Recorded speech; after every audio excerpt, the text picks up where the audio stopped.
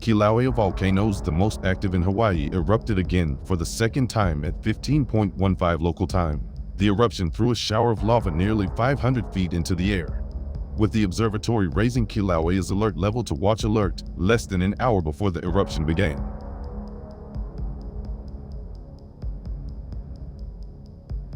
Live footage showed cracks at the bottom of the volcano's main crater, Halemaʻumaʻu, producing lava flows on its surface.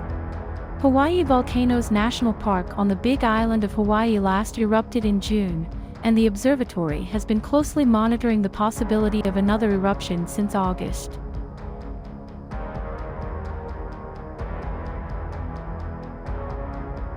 Increasingly frequent earthquakes, swelling of the ground over the past few weeks, and pools of magma flowing upwards over the past 24 hours are signs of an imminent eruption.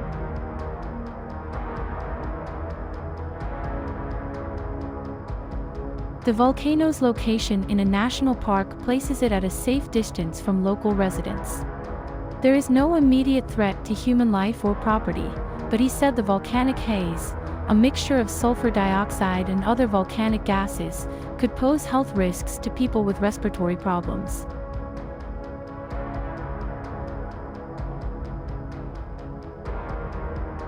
Volcanic smoke can be carried by the wind over long distances and can last as long as the eruption continues. It is unclear how long the eruption will last, given that its duration can range from a few weeks to several decades.